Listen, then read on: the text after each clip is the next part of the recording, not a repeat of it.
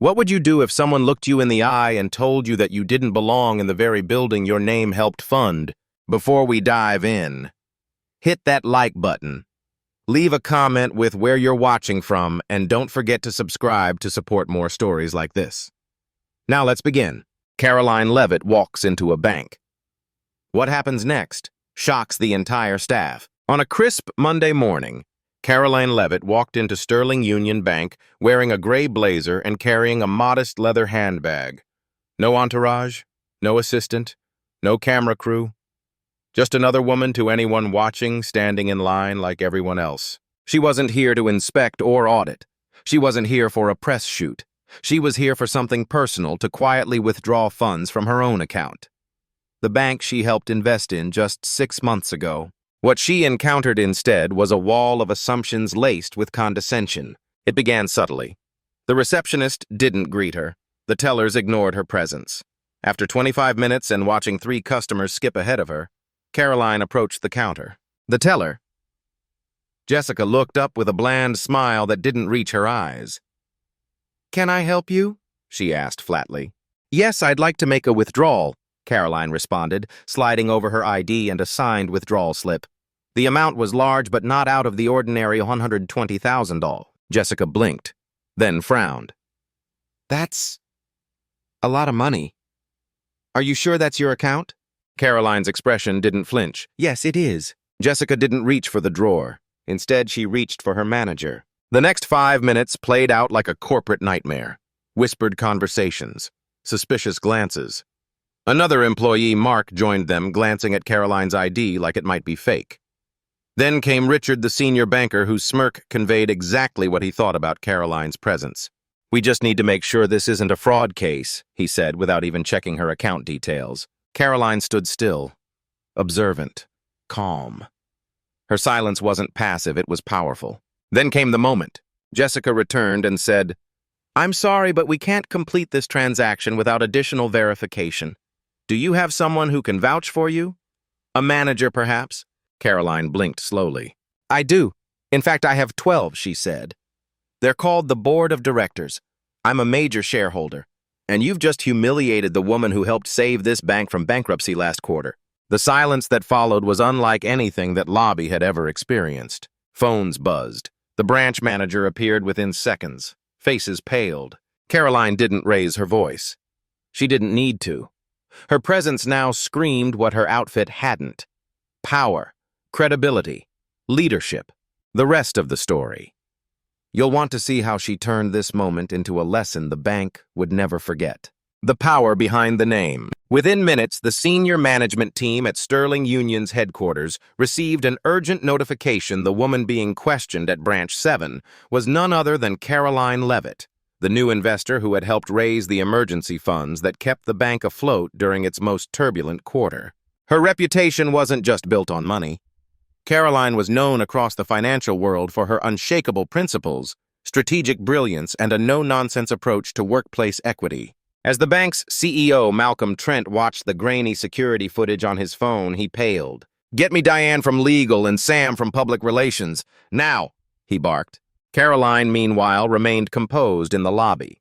She didn't announce who she was again. She didn't grandstand. She simply waited, observing every move and word around her with the precision of someone used to turning small moments into larger reckonings. She just stood there, a junior teller would later tell HR investigators.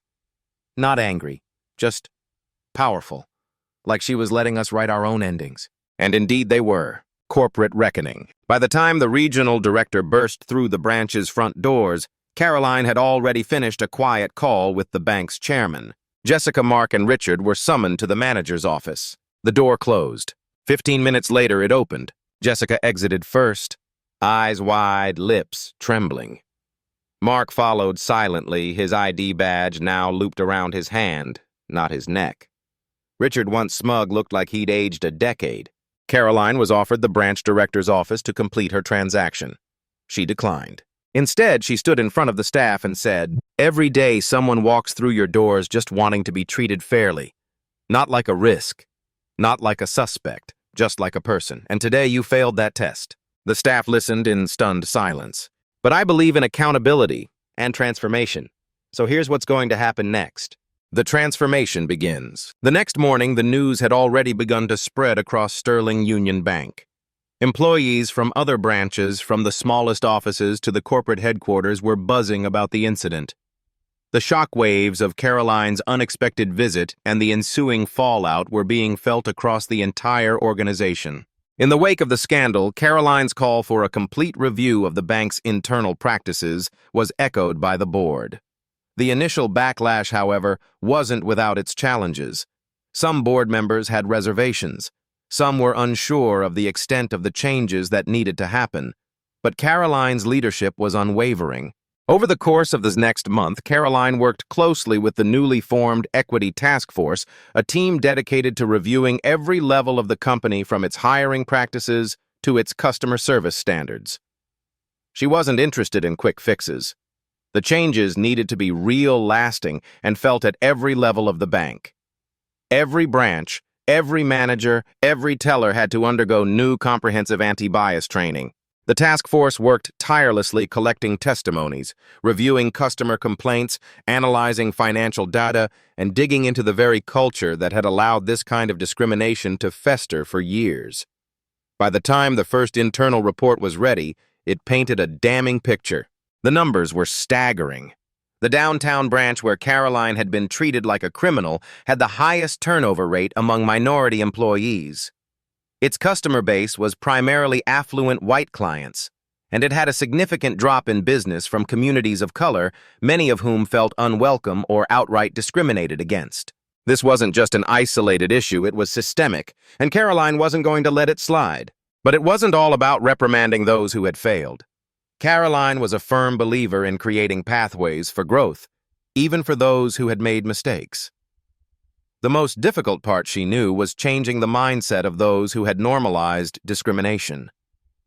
Karoline understood that lasting transformation meant showing people the impact of their actions and giving them the tools to be part of the solution. That's when she called Beth, the young teller who had shown discomfort during the confrontation. Instead of terminating her, Karoline offered her a new position, interim branch manager. It was a risk, but it was one Karoline believed in. Beth's willingness to acknowledge the wrongdoing, her discomfort in the face of injustice, made her a key player in the bank's transformation. The press conference and beyond. Months passed, and Karoline's vision for a more inclusive and fair banking environment began to take shape. She worked with legal HR and the communications team to build the Equitable Banking Initiative. The initiative was bold.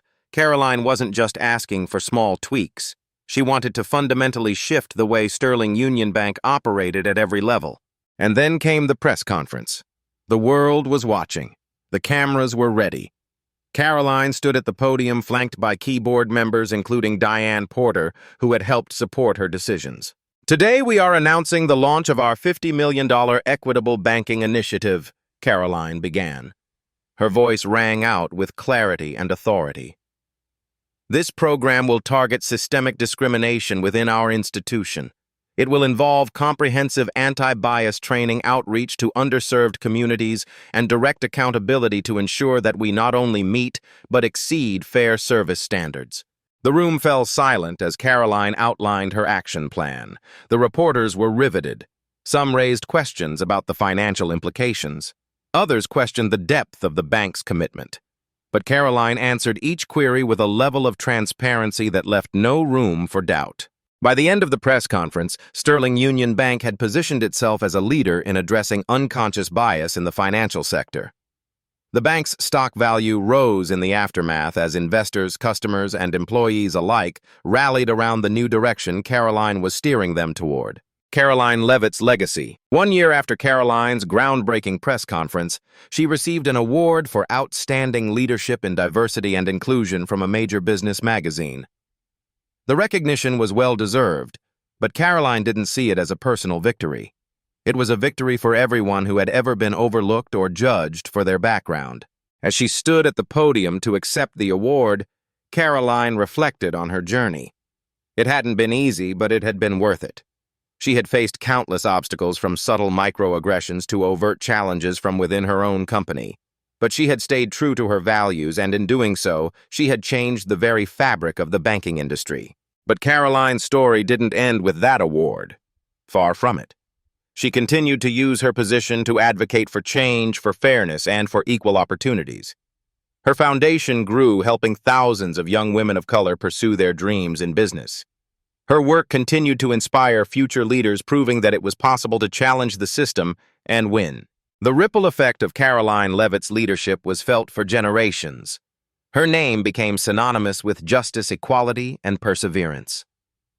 In boardrooms across the country, young leaders of diverse backgrounds looked up to her as an example of what could be achieved when you fought for what was right, no matter the cost.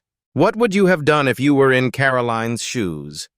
Would you have remained silent, or would you have spoken up for fairness? Karoline's story shows that sometimes the road to change is difficult, but it's always worth it when you stand firm in your principles. If you believe that change starts with us, hit the like button, leave a comment below with your thoughts, and don't forget to subscribe for more inspiring stories like this one.